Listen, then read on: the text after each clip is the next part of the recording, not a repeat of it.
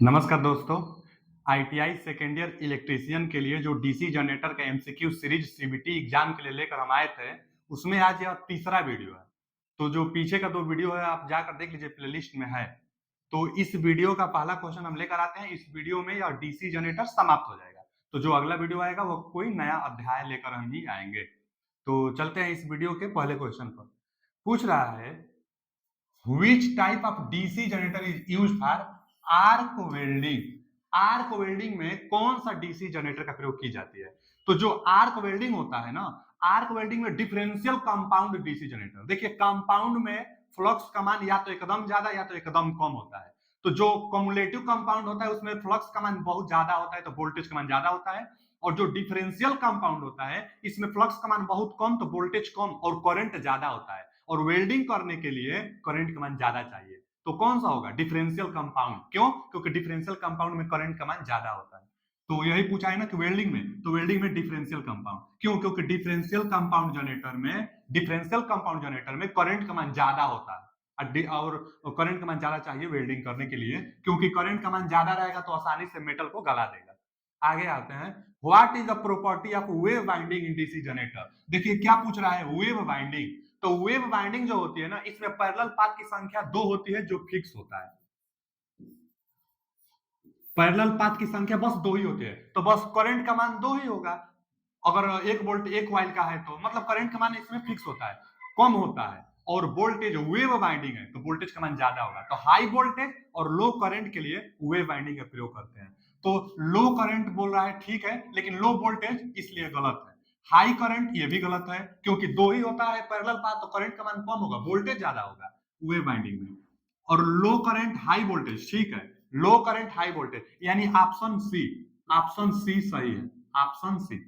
और high current high voltage ये तो होगा नहीं, ये वेव बाइंडिंग है। अगर यहीं पर हम बता दे रहे हैं, लैप पूछता तो इसका विपरीत होता। लैप में ना पोलो की संख्या के बराबर पैरेलल पाथ होती है, तो यानी करंट ज्यादा और वोल्टेज कम हो जाता। तो वोल्टेज कम लैप में, जबकि वेव बाइंडिंग है तो वेव बाइंडिंग में करंट का मान कम और वोल्टेज का मान ज्यादा होता है। आते हैं अगले क्वेश्चन की तरफ। What is the purpose of resistance wire used in commutator connection in DC generator? पूछा कि डीसी जनरेटर में कम्यूटेटर संयोजन में प्रयुक्त प्रतिरोध, जैसे देखिए यह फिगर दिया है, तो इसमें जो यह प्रतिरोध प्रयुक्त किया गया है इसका उद्देश्य क्या है, क्यों लगाया गया है प्रतिरोध इस कम्यूटेटर में? तो जो कम्यूटेटर कनेक्शन होता है प्रतिरोध इसलिए लगा दी जाती है क्योंकि जो कार्बन ब्रूस होता है कम्यूटेटर पर लगा होता है, और जो करंट होती है ना अपनी दिशा भाई दोनों तरफ से आएगी तो दिशा को रिवर्स करेगी, मतलब परिवर्तन करेगी। तो धारा की दिशा परिवर्तन करेगी तो स्पार्किंग न हो, फ्लक्चुएट ज्यादा न हो, इसलिए हम लोग रेजिस्टेंस का प्रयोग कर देते हैं। तो रेजिस्टेंस का प्रयोग क्यों करते हैं? नियत वोल्टेज बनाए रखने के लिए नहीं, शून्य अस्थायिक रूप से प्रेरित ईएमएफ के लिए ये भी नहीं, इंक्रीजिंग स्टैटिकली इंड्यूस ये भी नहीं, और स्मूथ रिवर्सिबल करंट डायरेक्शन, ठीक है। धारा आसानी से पलटने के लिए ही प्रतिरोध लगा देते हैं, कोई स्पार्किंग ना हो, तो धारा को आसानी से पलटने के लिए। आते हैं अगले क्वेश्चन की तरफ। Why solid pole shoe are used in DC generator? पूछा है ना कि डीसी जनरेटर में ठोस पोल शू, मतलब सॉलिड पोल शू का प्रयोग क्यों करते हैं? तो डीसी जनरेटर में जो पोल शू होता है सॉलिड होता है। क्यों?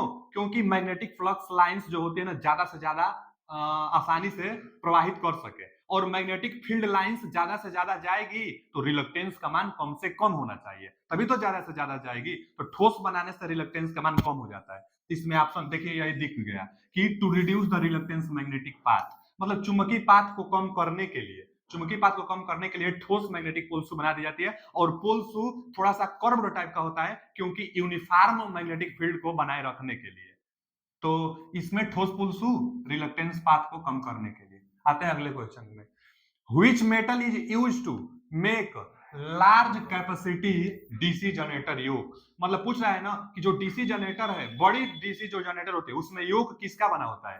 तो कास्ट आयरन, कास्ट आयरन तो छोटी, कास्ट आयरन ना जो छोटी डीसी मशीन होती है उसमें योग बनता है, और कास्ट स्टील बड़ी में। तो स्टील वाला ऑप्शन, ये रोल्ड स्टील चाहे कास्ट स्टील जो आएगा तो बड़ी मशीनों में बनाई जाती है, तो बड़ी मशीनों में रोल्ड स्टील का प्रयोग कर देंगे, चाहे कास्ट स्टील देता तो कास्ट स्टील का प्रयोग कर देते। ये छोटी मशीनों में होता है। आते हैं अगले क्वेश्चन की तरफ। What is the what is the function of split ring? देखिए ये पीछे आया है क्वेश्चन स्प्लिट रिंग, हम आपको बताए थे कि एक होता है स्लिप रिंग और एक होता है स्प्लिट रिंग। तो जो स्प्लिट रिंग है यह डीसी के लिए प्रयोग होता है और जो स्लिप रिंग है वह एसी के लिए।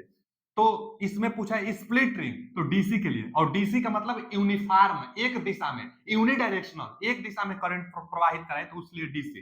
तो मेक आउटपुट इन द यूनिडायरेक्शन, यही सही है, स्प्लिट रिंग यूनिडायरेक्शनल के लिए। अब ये तो होगा नहीं कि लगातार आउटपुट की आपूर्ति के लिए, और विपरीत दिशा में ये भी नहीं होगा, और प्रत्यावर्ती। जब एक सही मिल गया तो यही बी ऑप्शन, यानी option B is a correct answer इसका, स्प्लिट रिंग है इसलिए। आते हैं आगे, जो अगला क्वेश्चन है कि which type of voltage is induced dynamically in a DC generator. तो देख ले, डायनेमिकली मतलब क्या होता है ना, मोशन। और जब कभी भी मोशन होगा तो जो फ्लक्स होगी, करंट होगी, वोल्टेज होगी, जो भी कुछ हो, डायनेमिकली के तहत उत्पन्न हो रही है तो अल्टरनेटिंग होगी, मतलब साइनसोइडल होगी। तो इसमें अल्टरनेटिंग वोल्टेज, ठीक है, अल्टरनेटिंग। यही ना पूछ रहा है कि डीसी जनरेटर, जनरेटर है तो वोल्टेज उत्पन्न करेगा, तो वोल्टेज कैसा होगा, डायनेमिकली अगर है तो अल्टरनेटिंग वोल्टेज होगा, यानी option C, option C correct answer है इसका। पल्सेटिंग नहीं होगा, ऑसिलेशन नहीं होगा, डायरेक्ट करंट भी नहीं होगा, रोटेट है ना, तो इसलिए हम लोग बोल देंगे अल्टरनेटिंग। आते हैं अगले क्वेश्चन की तरफ कि what is the purpose of field coil in DC generator. अब देखिए, फील्ड कॉइल का उद्देश्य क्या है डीसी जनरेटर में। तो जो फील्ड कॉइल होता है ना, कि what is the purpose of field coil in DC generator, DC generator में फील्ड कॉइल का क्या उद्देश्य है, तो to increase the flux in air gap, नहीं ये नहीं है, फिर to decrease the magnetising current, फिर to magnetise the pole to produce coil flux, हाँ यही सही है, सी ऑप्शन, कि कुंडली फ्लक्स का निर्माण करने के लिए ध्रुवों को चुंबकित करना। आप खुद सोचिए कि जो डीसी जनरेटर है, जो पोल होगी, पोल पर बाइंडिंग की गई होती है, वह किस लिए होती है, क्योंकि जो पोल है ना उसको चुंबकित करे, ध्रुव बना दे, इसलिए तो फील्ड बाइंडिंग की जाती है कि पोल बने, मैग्नेटाइज करे। तो यहाँ दिया है ना कि ध्रुवों को चुंबकित करने के लिए, ध्रुवों को चुंबकित करने के लिए फील्ड बाइंडिंग बनाते हैं। तो फील्ड कॉइल का क्या उद्देश्य है, तो ऑप्शन इसका सी सही है, ऑप्शन नंबर सी, ध्रुवों को चुंबकित करने के लिए फील्ड बाइंडिंग बनाई जाती है। आते हैं अगले क्वेश्चन की तरफ कि बड़े डीसी जनरेटर मशीनों में पोल कोर बनाने की किस धातु का प्रयोग की जाती है। फिर आ गया वही क्वेश्चन जो पीछे आया था। तो बड़े बड़े डीसी जनरेटर में मशीन को बनाने के लिए तो कास्ट आयरन, तो सॉफ्ट आयरन तो होगा नहीं, कास्ट आयरन छोटी मशीन में होता है, यहाँ बड़ा मशीन बोला है तो कास्ट स्टील बड़ी मशीनों में होगा। स्टेनलेस स्टील का तो वो आता है जो हमारे पास जो वो होता है ना, जिसको हम लोग इंची बोलते हैं, इंची, कैंची, ये सब स्टेनलेस स्टील का होता है। आते हैं अगले क्वेश्चन की तरफ। Why the pole core stamping are laminate, देखिए फिर ये आ गया क्वेश्चन कि लेमिनेशन, तो सिलिकॉन का होता है तो हिस्टेरेसिस, और लेमिनेशन का है तो ईडी करंट, तो रिड्यूस ईडी करंट लॉस, ये पीछे आया है क्वेश्चन। तो लेमिनेशन के तहत क्या होता है, ईडी करंट कम हो जाती है, तो याद रहे। आते हैं अगले क्वेश्चन की तरफ। Which type of DC generator is used for electroplating process? तो सबसे पहले तो इलेक्ट्रोप्लेटिंग क्या होता है, इलेक्ट्रोप्लेटिंग प्रोसेस होता है क्या है, तो जब किसी एक धातु पर दूसरे धातु की परत चढ़ानी हो तो इलेक्ट्रोप्लेटिंग की जाती है। इलेक्ट्रोप्लेटिंग में किसी एक धातु पर दूसरी धातु की परत चढ़ाना इलेक्ट्रोप्लेटिंग कहलाता है, और इसमें जो करंट देना होता है ना, कांस्टेंट करंट देना चाहिए। कांस्टेंट करंट अब कौन सा जनरेटर देता है, तो शंट जनरेटर। तो इसमें देख लेते हैं कि प्लेटिंग के लिए शंट जनरेटर, यानी ऑप्शन ए, ऑप्शन ए इसका सही होगा। अब दिया है सीरीज जनरेटर, तो सीरीज जनरेटर तो बूस्टर के रूप में प्रयोग किया जाता है, जो ट्रांसमिशन लाइन है तो उसमें भी बूस्टर के रूप में जो ज्यादा दे देती है सप्लाई। डिफरेंशियल वेल्डिंग में कम्युलेटिव कंपाउंड भी, जहां खूब हाई पावर की आवश्यकता हो, वोल्टेज ज्यादा की आवश्यकता हो, वहां कम्युलेटिव दे देंगे। तो इसमें कांस्टेंट करंट की चाहिए, इसलिए शंट जनरेटर का कांस्टेंट देता है। आते हैं अगले क्वेश्चन की तरफ। What is the purpose of compensating binding in DC generator, मतलब पूछ रहा है ना कि डीसी जनरेटर में कंपनसेटिंग बाइंडिंग का क्या उद्देश्य है, पीछे भी यह क्वेश्चन आया है। तो हम बताए थे कि जो कंपनसेटिंग बाइंडिंग होता है आर्मेचर रिएक्शन के प्रभाव को कम करता है। तो देख लेते हैं आर्मेचर रिएक्शन कहीं दिया है क्या, आर्मेचर रिएक्शन कहीं नहीं दिया है। तो आर्मेचर रिएक्शन का दो कारण होता है, एक डीमैग्नेटाइज और एक मैग्नेटाइजिंग इफेक्ट। तो डीमैग्नेटाइज आर्मेचर रिएक्शन हम लोग के लिए हानि है, इसको कम से कम करना है। तो आर्मेचर रिएक्शन को कम से कम करने के लिए एक बाइंडिंग की जाती है, कॉम्पनसेटिंग बाइंडिंग कहलाती है। और कॉम्पनसेटिंग बाइंडिंग क्या काम करता है, तो आर्मेचर रिएक्शन को कम कर देता है। आर्मेचर रिएक्शन इसमें नहीं दिया है, तो आर्मेचर रिएक्शन जो होता है वह दो तीन प्रकार से होता है, जिसमें से एक मैग्नेटाइजिंग इफेक्ट, एक डीमैग्नेटाइजिंग इफेक्ट होता है। तो दिया है ना कि न्यूट्रलाइज द डीमैग्नेटाइजिंग इफेक्ट, तो सही है। कंपनसेटिंग बाइंडिंग इसीलिए करते हैं कि डीमैग्नेटाइजिंग इफेक्ट को न्यूट्रलाइज कर दे, कम कर दे। मेंटेन तो करेगा नहीं, मिनिमाइज कम्यूटेशन को नहीं करता है, इंटरपोल कम्यूटेशन को मिनिमाइज करता है। फिर डिक्रीज द एक्साइटेशन करंट, तो एक्साइटेशन करंट पर भी प्रभाव नहीं करता है, इसलिए इसका ऑप्शन सी होगा, डीमैग्नेटाइजिंग इफेक्ट को कम करता है कम्यूटेशन।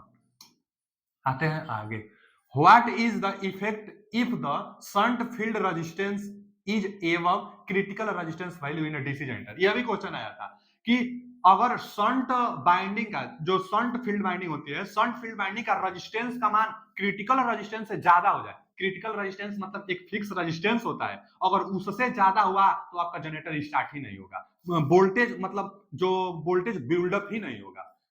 तो क्या होना चाहिए कि शंट फील्ड बाइंडिंग का रेजिस्टेंस का मान कम होना चाहिए क्रिटिकल रेजिस्टेंस से, यह शर्त है। और दूसरा भी शर्त है कि जो शंट फील्ड बाइंडिंग है वह चुंबकित होना चाहिए, अगर बाय द वे चुंबकित नहीं है तो सेपरेटली एक्साइटेड करके उत्पन्न करा ली जाती है, लेकिन रेजिस्टेंस ज्यादा नहीं होना चाहिए, क्रिटिकल रेजिस्टेंस से शंट फील्ड बाइंडिंग का रेजिस्टेंस कम से कम होना चाहिए। तो यही पूछा है कि यदि शंट फील्ड का प्रतिरोध क्रांतिक प्रतिरोध से ऊपर है तो स्टार्ट नहीं होगा, वोल्टेज बिल्डअप नहीं होगा। तो पूछ रहा है कि आउटपुट वोल्टेज पल्सेटिंग, गलत है, आउटपुट वोल्टेज एबव, ये भी गलत है, generator fail to build up voltage, ये सही है, वोल्टेज नहीं उत्पन्न हो पाएगी क्योंकि रेजिस्टेंस का मान ज्यादा हो गया है, एक यह शर्त है। अच्छा, दो शर्त होता है, पहला कि रेजिस्टेंस का मान कम होना चाहिए क्रांतिक रेजिस्टेंस से, और दूसरा शर्त होता है कि स्पीड एक रेटेड स्पीड से ज्यादा होना चाहिए, स्पीड भी कुछ ज्यादा होना, जनरेटर को हम लोग स्टार्ट करते हैं तो एक स्पीड होनी चाहिए, एक फिक्स स्पीड होता है, उससे ज्यादा करेंगे तब स्टार्ट हो जाएगी। तो दो शर्त होता है, तो पहला कि प्रतिरोध का मान ज्यादा होगा तो बिल्डअप वोल्टेज नहीं हो पाएगी। आते हैं अगले क्वेश्चन की तरफ कि what is the effect of armature reaction, फिर आ गया आर्मेचर रिएक्शन कि what is the effect of armature reaction in a DC generator, DC generator का मतलब डीसी जनरेटर में आर्मेचर रिएक्शन का क्या प्रभाव पड़ता है। तो दिया है कि आउटपुट वोल्टेज इंक्रीज होता है, नहीं ये तो हानि है तो इंक्रीज थोड़े करेगा, आउटपुट वोल्टेज डिक्रीज, ये सही है, बी ऑप्शन सही है, ये आउटपुट वोल्टेज पल्सेटिंग और वोल्टेज बिकम्स जीरो, तो ये नहीं है, यानी आउटपुट वोल्टेज डिक्रीज कर देगा आर्मेचर रिएक्शन।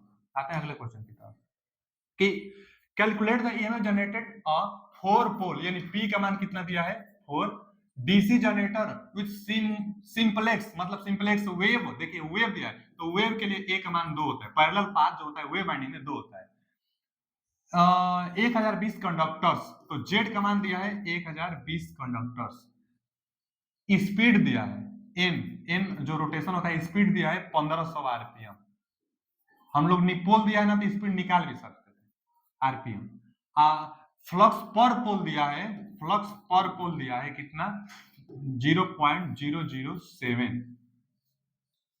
तो पूछा क्या है, कैलकुलेट द ईएमएफ जनरेटेड, मतलब ईएमएफ का मान पूछा है, तो हम लोग को पता है कि एक फॉर्मूला आता है, फॉर्मूला क्या होता है कि ईएमएफ कितना उत्पन्न हुआ तो फाई जेड एन पी बटा में 60 ए, फाई जेड एन पी बटा में 60 है, तो बस मान भर दीजिए 0.007, जेड का मान भर दीजिए, जेड का मान कितना दिया है, कंडक्टर की संख्या 1020, स्पीड कितना दिया है 1500 आरपीएम, 1500 आरपीएम, और पोल कितना दिया है, पोल 4 दिया है बटा में 60, और वेव बाइंडिंग है ना तो 2 दिया है, वेव बाइंडिंग के लिए पैरेलल पाथ की संख्या ए जो होता है पैरेलल पाथ की संख्या तो 2। अब इसको कैलकुलेट कर लीजिए, देख लीजिए, पहले तो एक जीरो से हम यहाँ का एक जीरो काट दे रहे हैं, और फिर यहाँ से ये 2 कर दे रहे हैं, फिर 3 दूना के 6 और 3 पाँचे 15 यानी 500, अभी 2 बचा तो 2 से हम इसको भी कट कर दे रहे हैं, 2 पाँचे 10, 2 एकम 2, अब कितना बचा तो 0.007 गुणे 51 गुणे 500 गुणे 2, इसको गुणा करिए, आ रहा है कितना 357, कर देख लीजिए, एकदम फिक्स है कि इतना ही आएगा, कोई गलत नहीं है, तो 357 यानी ऑप्शन सी इसका सही है। तो बस फॉर्मूला आपको पता होना चाहिए ईएमएफ इंड्यूस के लिए कि 5 ZNP बटा में 60 है। आते हैं अगले क्वेश्चन की तरफ, जो अगला क्वेश्चन है कि how the effect of armature reaction can be neutralize in large DC generator, मतलब पूछ रहे हैं कि बड़े डीसी जनरेटर में आर्मेचर प्रतिक्रिया के प्रभाव को कैसे कम किया जा सकता है, कैसे बेअसर किया जा सकता है। तो फिर आ गया ना आर्मेचर रिएक्शन, तो आर्मेचर रिएक्शन को कम हम लोग कैसे करते थे, कंपनसेटिंग बाइंडिंग, पीछे एकदम यही क्वेश्चन था बस उल्टा था, तो कंपनसेटिंग बाइंडिंग आर्मेचर रिएक्शन को कम करता है, तो पहला ही ऑप्शन है इसमें, इसलिए ऑप्शन ए, ऑप्शन ए सही है, कंपनसेटिंग बाइंडिंग कम करता है। अच्छा, इसमें एक और देखिए एडिशनल इंटरपोल, बहुत लोग सोचते होंगे कि इंटरपोल का काम क्या है, तो इंटरपोल मुख्य रूप से कम्यूटेशन को कम करता है, जो स्पार्किंग होती है ना कम्यूटेशन, तो कम्यूटेशन को कम करने के लिए इंटरपोल लगाई जाती है, लेकिन इंटरपोल आर्मेचर रिएक्शन को भी हल्का सा कम करता है, न्यूट्रलाइज करता है आर्मेचर रिएक्शन को भी। लेकिन जब दोनों आ जाएगा तो हम लोग कम्यूटेशन कंपनसेटिंग बाइंडिंग का प्रयोग करेंगे, मारेंगे विकल्प में। तो कंपनसेटिंग बाइंडिंग क्या करता है? कंपनसेटिंग बाइंडिंग आर्मेचर रिएक्शन को कम करता है, और इंटरपोल क्या करता है? तो जो कम्यूटेशन होता है, जो स्पार्किंग होती है, उसको न्यूट्रलाइज करता है। तो ऑप्शन ए होगा। आते हैं अगले क्वेश्चन की तरफ। What is the effect of DC generator if it is kept idle long time? मतलब डीसी जनरेटर में क्या प्रभाव होगा अगर इसे लंबे समय तक बंद रखा जाए?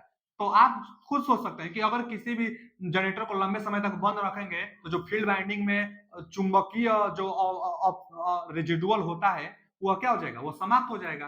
तो देख लेते हैं विकल्प में। फील्ड कॉइल रेजिस्टेंस इंक्रीज, ये कैसे?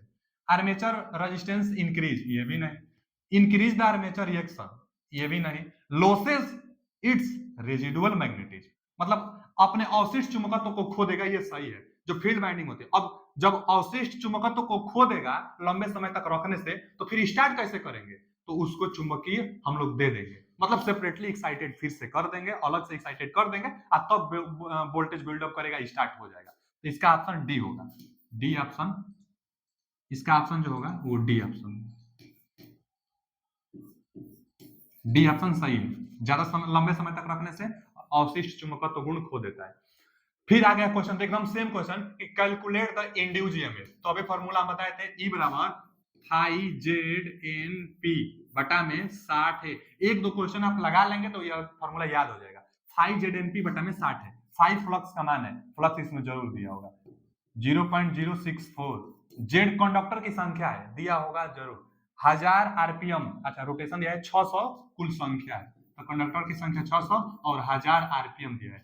तो फाई जेड एन और पोलो की संख्या देख लीजिए, तो कितना? 4 पोल, 4 बटा में 60, फिर ए, तो कौन सा बाइंडिंग है इसको देखना पड़ेगा। 4 पोल प्रेरित ईएमएफ की गणना करें, 1000 आरपीएम लैप बाइंडिंग। तो लैप बाइंडिंग जब आ जाएगा ना, तो लैप में हम वेव में 2 फिक्स होता है, जबकि लैप में पोलो की संख्या, जो लैप बाइंडिंग होती है ए बराबर पी होता है।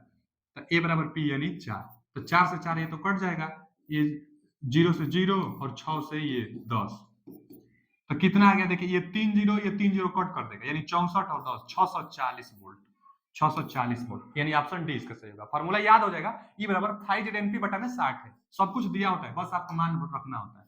आगे कि what is the effect of induced EMF in the main field flux get distorted in DC generator, मतलब यदि मुख्य क्षेत्र का प्रवाह डीसी जनरेटर की विकृति हो जाए, मतलब तो प्रेरित ईएमएफ पर क्या प्रभाव पड़ेगा? पूछ रहा है ना कि प्रेरित ईएमएफ पर क्या प्रभाव पड़ेगा, जो मैग्नेटिक फील्ड लाइंस है वह डिस्टोर्शन हो जाए। डिस्टोर्शन मतलब विकृति हो जाए। विकृति का मतलब क्या होता है कि जैसे मान लीजिए कि यह डीसी जनरेटर है, यहाँ चुंबक है एन और यहाँ है यस, तो सिंपल सिंपल जाएगा, एक वो बात है, और एक विकृति होकर इधर कट करेगी, डिस्टोर्शन होकर कट करेगा, तो कुछ यहां से निकलेगा जो इधर बर्बाद हो जाएगा। तो डिस्टोर्शन मतलब विकृत होगा, तो क्या होगा ना कि जो यह वोल्टेज जितना बनाना चाहिए उतना नहीं बना पाएगा, कुछ लॉसेस हो जाएगी। विकृति मतलब विचलित हो जाए, जितना फ्लक्स जाने चाहिए उतना न जा पाए, तो क्या होगा? तो कम इंड्यूज होगा। इंड्यूज ईएमएफ इंक्रीज, ये गलत है। इंड्यूज ईएमएफ डिक्रीज, ये सही है। जब विकृत हो जाएगी मैग्नेटिक फील्ड लाइंस, तो इंड्यूज ईएमएफ घट जाएगी, यानी प्रेरित ईएमएफ घटता है। सही ऑप्शन है घटता है। आते हैं अगले क्वेश्चन की तरफ कि डीसी जनरेटर के ब्रूस में भारी स्पार्किंग का कारण क्या है? तो आर्मेचर रिएक्शन होगा।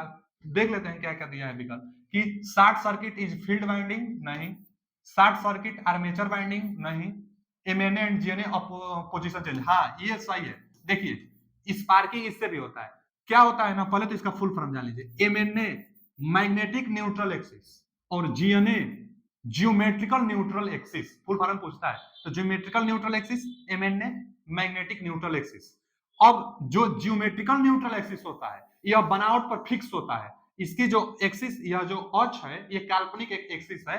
तो जो ये काल्पनिक एक्सिस है, जो अक्ष है, यह फिक्स होता है और यह बदलता है। तो रोटेशन की दिशा में यह बदलता है, और यह जब बदलेगा, पोजीशन अपना चेंज ये लोग करेंगे, तो एक स्पार्किंग होती है। तो यही पूछा है कि डीसी जनरेटर में ब्रूस में भारी स्पार्किंग का कारण क्या है? तो जीएनए और एमएनए का पोजीशन चेंज होना। जब पोजीशन चेंज होगा तो स्पार्किंग होगी, यही इसमें पूछा है।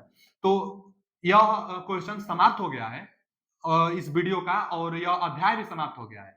तो आगे कोई नया सा अध्याय जो आगे शायद डीसी मोटर है, ये डीसी जनरेटर था, अगला अध्याय डीसी मोटर है, तो अगला अध्याय डीसी मोटर से रहेगा। अभी के लिए इतना ही। अगर वीडियो अच्छा लगा हो तो लाइक सब्सक्राइब एंड शेयर कीजिए, और ज्यादा से ज्यादा शेयर कीजिए, और जो भी क्वेश्चन नहीं आए उसको कमेंट बॉक्स में कमेंट कीजिए। थैंक यू, धन्यवाद।